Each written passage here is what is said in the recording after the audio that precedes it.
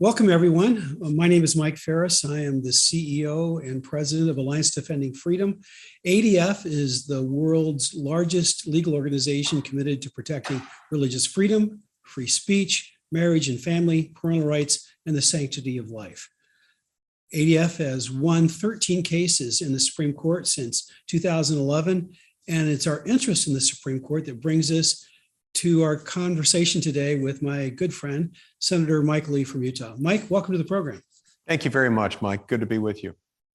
Mike Lee, by little background here, is a Republican senator from Utah and a member of the Senate Judiciary Committee. His father, Rex Lee, was President Ronald Reagan's Solicitor General.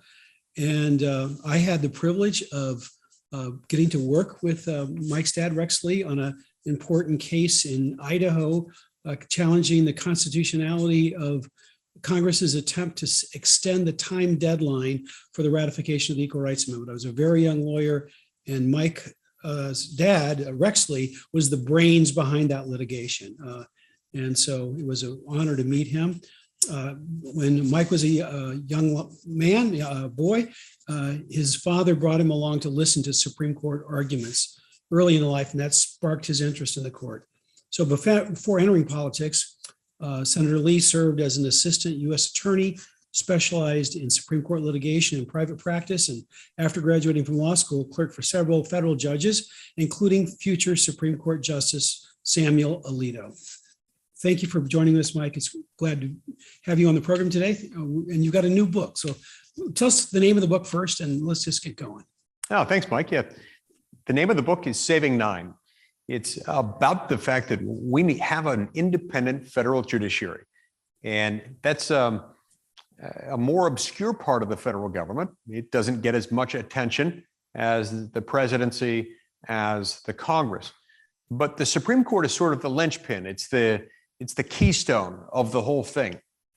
You see, our constitutional republic can't function without an independent judiciary that's capable of interpreting the law and resolving disputes based on what the law means when people disagree as to its meaning. That's why in the Constitution, we give them life tenure, is because we need independence in that area. Packing the Supreme Court is a dastardly move, a move that's calculated toward destroying the independence of the federal judiciary, making them beholden to the political whims of those currently in power. I wrote Saving Nine because I began to be concerned about this in the fall of 2020 when I saw Joe Biden debating then President Donald Trump. And when Mr. Biden was asked about whether he would pack the Supreme Court, I assumed that the answer would be no, of course not. Because in our lifetimes, the idea of packing the Supreme Court has become anathema to good policy, anathema to the Constitution itself. In fact, President Biden himself, while a senator, said that it was a terrible idea. So did Ruth Bader Ginsburg about a year before she died. So did even Justice Stephen Breyer, just stepping down from the Supreme Court here in a few weeks, is someone who had also condemned it. Up and down, across every point along the political spectrum, people have condemned court packing. So when Joe Biden said, maybe I will, but I just don't want to say it yet, or I'll get in trouble, my ears perked up. They perked up even more a few months later when he was president of the United States, and he created a commission to study the idea of packing the Supreme Court. That's about the time I decided to write this book, because I realized nobody had ever told the true story of what actually happened the last time a president, the same party, the Democratic Party, President Franklin D. Roosevelt tried to pack the Supreme Court. It happened in 1937. And as I explain in chapters 4 and 5 of Saving Nine, the consequences of this action were disastrous. We're still paying the price for them today. Well, Mike, just a little bit more of the history. There's a famous phrase that we used to learn in high school American history about a switch in time saved nine, meaning there's a riff on the old saying that a stitch in time saves time, I guess it is, or I don't remember the old saying. I just remember the Supreme Court one, that the switch in time saved nine. And tell us a little more of the history. What was Roosevelt trying to accomplish? Why were they trying to pack the Supreme Court in FDR's day? Yeah, so as I explained in chapter 4 of Saving Nine, FDR was tired of losing in significant battles before the Supreme Court. He lost for a reason. He lost because he was trying to expand the size, the scope, the reach, the cost of the federal government, because he wanted to be the savior of the American people during the Great Depression.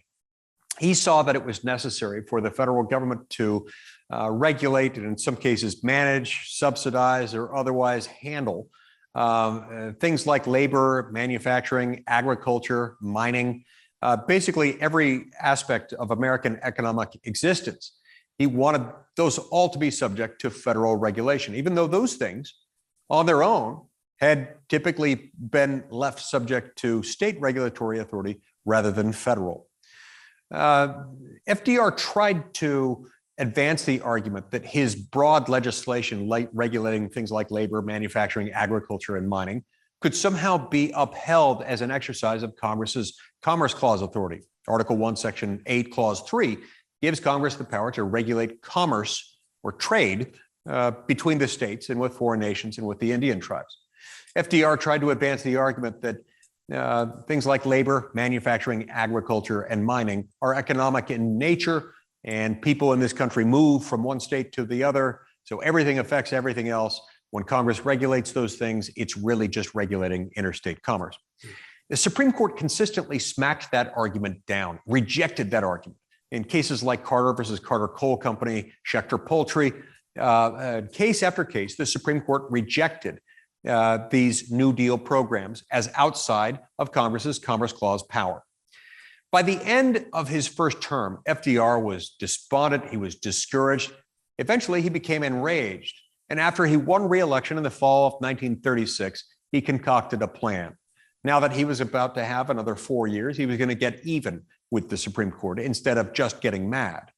So he came up with a plan. He approached his friend Joe Robinson, then a United States Senator from the state of Arkansas, also happened to be at the time the Senate Majority Leader. And he decided to have Joe Robinson run legislation that would give him, President Franklin D. Roosevelt, the power to add additional justices, up to 15 justices, as part of his plan to delegitimize the existing court, including and especially those justices he didn't like. He wanted to bring them to heel to his wishes, to change the Constitution, to give him the power to do whatever he wanted to do so that he could be the savior to the American people during the Great Depression. This plan appeared unlikely to succeed at first because, unlike today, you had Democrats who were not willing to do whatever the Democratic president wanted him to do. You had some independent thinking senators who were skeptical of the idea. But FDR kept pushing. He kept pushing and he kept threatening the members of the court until the Supreme Court actually was brought to heel. It succumbed to this bullying tactic. It all occurred with this switch in time that saves 9 that resulted in Associate Justice Owen Roberts flipping his vote at the last minute in a case called NLRB versus Jones and Laughlin Steel. In that case, which is almost never discussed in high school or college, in civics classes or government classes, rarely discussed even very much in law school, the Supreme Court effectively amended the Constitution, but without going through the amendment process. They redefined the Commerce Clause, rewrote it in effect, to give Congress the power to regulate any and every activity that, when measured in the aggregate, substantially affects interstate commerce. If that's the test, Congress can regulate just about anything and has proven the ability to do so ever since then. On only 3 occasions has the Supreme Court found anything in the 85 years since 1937 as outside Congress's Commerce Clause authority. And yet, Mike, this is where most of what the federal government does today comes from. And it's why we're $31 trillion in debt. It's why most of our laws are now made by individuals not of our own choosing, unelected, unaccountable bureaucrats. It all stems back from what happened when the court buckled to the threat of court packing. Indeed.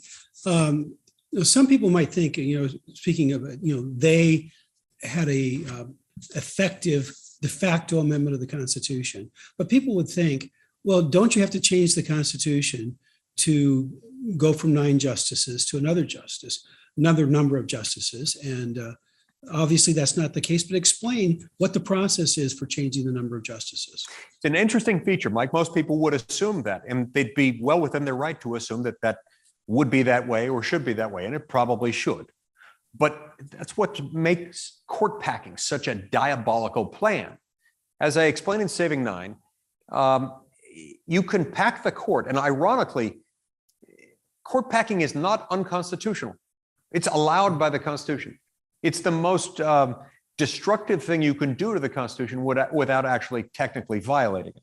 So it's not unconstitutional, but it is anti-constitutional, and it is contrary to the entire design of our system of free government. Because under Article 3 of the Constitution, Congress has the power to establish the membership of the court, how many seats are on the Supreme Court, in addition to establishing the inferior courts that Congress may choose to create. The Supreme Court may exist, it must exist. It must have a Chief Justice and such additional justices as the Congress of the United States chooses to establish. But other than that, it's free to do it. Only there's a catch. Once you add a justice, you can't remove a justice unless there's a vacancy. And since they operate with presumptive life tenure, that very rarely happens, that there's a reduction once there's an expansion of the number of seats. It has happened, but it's rare.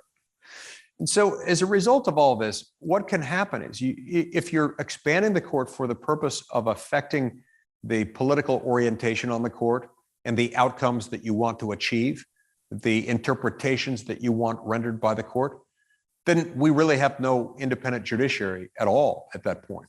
And we've got to forestall that. And again, the central message of Saving Nine is when you start packing the court, even if it doesn't succeed legislatively, the intimidation and the threat might be enough to change, in effect, the Constitution itself. And that's really destructive. Well, it seems like the Democrats are doing this in anticipation that they're not going to like some future decisions of the Supreme Court now that we've gotten some faithful originalists on the court. But for the last 50 years or so, it's been conservatives who have been frustrated with the Supreme Court and believe that they've continued the practice started there in NLRB versus Jones and continuing to effectively amend the Constitution through Roe versus Wade and Obergefell on same-sex marriage and many other cases. Why have conservatives not touched the subject of court packing? Mike, it's because as conservatives, we want to conserve. And the thing we want to conserve is what works. And what works is our constitutional republic. We understand that warts and all, the Supreme Court is still a good thing. The independence of the federal judiciary is still independently a good thing. It's something without which the rest of our system can't function. And so that's why, even though we have strongly disagreed with a number of decisions, and Roe versus Wade is the perfect example of that. It was created out of whole cloth by 7 out of 9 justices at the time in 1973 who just decided that it was their preferred policy outcome. They grafted it onto the Constitution. But yeah, it could have been easy and tempting for many conservatives along the way to say, let's just pack the Supreme Court and then we can undo Roe. But we understood that we had to conserve the structure of the Constitution and the independence of the judiciary. So that's why we didn't go about it that way. Now, I also explained in Saving Nine that this will not be a one-way street, in that if Democrats were to do this and succeed, then Republicans would be compelled the next time the shoe's on the other foot, the next time the majority shifts back to Republican hands along with the White House, we'd feel compelled, of course, to switch it back. If they add 4, we'd add 4 more, maybe 6, maybe 8. Shoot, why not 80 or 800? Before long, the Supreme Court would stop looking like a judicial body and start looking like a political one, a really big one eventually. Yeah, indeed. I want to talk about one of the cases that ADF is bringing before the court this fall, the 303 Creative versus Alanis case. Lori Smith, a web designer, graphic artist, works in the wants to work in the wedding industry, but Colorado law currently censors her. You joined an amicus brief supporting her position. Can you tell us why free speech and compelled speech are such important issues? And then after that, I want to talk about how court packing might impact cases like that. Yeah, it's anathema to the idea of having a free people to let the government tell people what they may say or may not say. One of the biggest threats to free speech has always been the possibility of coerced, compelled speech. Whenever you have government telling people they have to say something, they have to engage in speech that they're inclined to engage in. That's appropriately regarded as a particularly egregious intrusion into the rights protected by the First Amendment. And so, look, the government can't compel you to speak, just as it can't tell you not to speak, absent very, very limited circumstances. For example, where you're shouting fire in a crowded theater where there is no fire, and it's not speech at all at that point. It is rather an assault by calling for an immediate riot, by tricking people into thinking there's an emergency when there's not. But absent circumstances like that, the government can't tell you what to say or not say. Whenever we give short shrift to that, freedom itself suffers, and the people suffer even more strongly. What would court packing do to a case like this with 303 Creative or Masterpiece Cake Shop case, another case we handled in the Supreme Court? What impact would it have? Yeah, so with regard to this, we'll call it the Atlantis case, and with regard to Masterpiece Cake, it's pretty clear where the left stands on this. The left doesn't leave any real mystery about what it wants to be able to use government to do. They claim to be all about free speech until it's speech that they don't like, and then they're willing to use the blunt instrument of government in order to compel, coerce, or prohibit speech according to their preferences. And so in those cases, I think it would be especially apparent what the left's agenda would be. And if we give President Biden the authority to put 4 new justices on the Supreme Court, we know where their marching orders will come from. And they will understand that they're there to fulfill a particular political outcome. And so in cases like that, you would no longer have an independent federal judiciary looking out for the rights of individuals. Traditionally, most Supreme Court justices have come from the top law schools, from Harvard and Yale in particular, a few others. There was a breath of fresh air recently when we got a Notre Dame grad on the Supreme Court. But the history has been heavy on Harvard and Yale. And recently at Yale Law School, there was a near riot when my colleague, Kristen Wagner, was there to speak about free speech principles, along with the American Humanist Association representative. And they were on the same side of the issue on free speech. And yet they were shouted down by Yale Law School students in what can only be described as a mob kind of scene.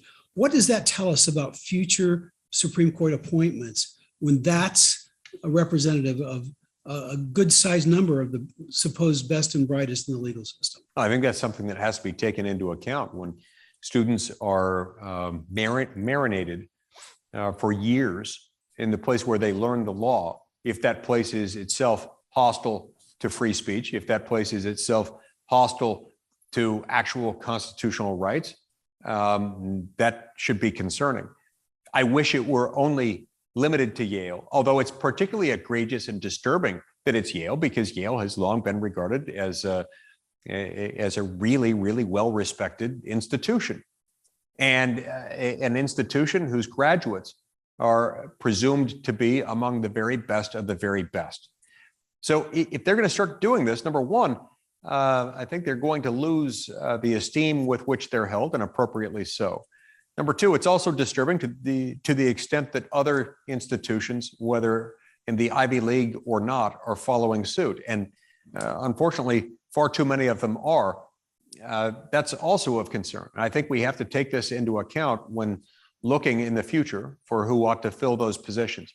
It's not to say that we impose guilt by association. There are people who still graduate from Yale or from Harvard or from other institutions that have proven hostile to free speech in some instances, who themselves believe in freedom and believe in free speech. But I do think it warrants a close look to figure out whether they agree with the approach taken by the university and most of its students. Indeed. Returning more precisely to the question of court packing, what's happening on that front right now, and what do you see as its future for the next couple of years? You know, it's interesting. The Democrats had gone kind of quiet about this for a while, as I suspected would happen. You had the air cover provided last year where President Biden created the commission to study it. The commission then came out with its report. I found it incredibly disturbing when at the end of the year, the commission issued a report, and the report didn't say, yeah, court packing is bad. It's yet another reason, yet another thing that motivated me to get this book written, to get it done, to get it out. Because the minute that commission didn't conclude that this is a bad idea and there's no legitimate reason to pack the court, there's no reason at all to do it other than to influence the court and undermine its judicial independence, then I got concerned. So after that, it predictably went into kind of a quiet phase for a while. But the quiet phase ended a few weeks ago when the Dobbs opinion leaked. When my former boss, Justice Alito, had drafted a majority opinion. I would encourage everyone to read that, regardless of where they think they stand on Roe versus Wade. They should read that opinion because it explains in great detail why Roe was wrong, why it needs to be overturned, why it's not entitled to deference under stare decisis. It went kind of quiet until the Alito opinion leaked. Since it's leaked, you've started to see trending hashtags put forward by some of my colleagues, including Elizabeth Warren from Massachusetts, hashtag expand the court. You see, that's the euphemism that the left uses for court packing, is court expansion. It sounds nicer, kinder, gentler somehow. It's not. So they've started coming out in public with it. Just day before yesterday, Congressman Mondaire Jones made another statement threatening to pack the court. They're coming out, they're talking about it more in the open now. And I think that's only going to get worse after the Supreme Court finalizes its ruling in Dobbs and overturns Roe, as I hope and pray that it will in the coming weeks. So it will become much more of a publicly discussed issue within the next few weeks, because we've only got about 3 weeks left of the court's current term. We know we can expect a ruling by the end of the term at the latest. So that's why the timing of this book and its release yesterday is so important, because the American people need to be educated and informed about what court packing is. If you read this book, you will never lose another political argument again. Not just in the context of court packing, but if it's about anything related to the relationship between the three branches of the federal government, or the relationship between the federal government and the states, or the relationship between government in general and the people. That's a conversation that we haven't been having because it's no longer taught in schools. The stories that I tell in this book about how judicial authority has been abused in the past, and about how executive and legislative power have tried to abuse and undermine the courts in the past, these aren't told anymore. I don't know why. I can guess, but a lot of people don't want those stories out there. Yeah. But they need to be told. The information is here for us to stop court packing. But unless most of us are aware of these arguments, this drive to pack the Supreme Court will take us by surprise and could well pass. If they decide to nuke the filibuster on this, which they could easily do, nuking the filibuster is a procedural trick that the majority party can undertake. They could easily decide to do that at any moment. And if they do that, by simple statutory change, the Democrats in Congress, with President Biden's signature, could effectively undo the independence of the Supreme Court, and with it, undo the effectiveness of the U.S. Constitution. It would be no more. We can't let that happen. That's why people need to read this book, especially now in the next few weeks. Well, in light of that, Mike, what's the way that people can get your book? Because where can they buy it? Yeah, the easiest way to get it is probably at Amazon.com. You go to Amazon.com and write in Saving Nine. In fact, even if you just go to your search engine, type in Saving Nine, it will immediately pull up an Amazon link where you can buy it. And you can get your copy immediately. Well, great. Mike Lee, Senator from Utah, member of the Judiciary Committee, standing in a legacy of great constitutionalists. It's been a joy to be with you today, and I hope you sell millions of books because millions of people need to know how to defend the Constitution of the United States and the principle of an independent judiciary. Thank you so much for standing for what's right. God bless I you. couldn't agree more. Thanks so much, Mike.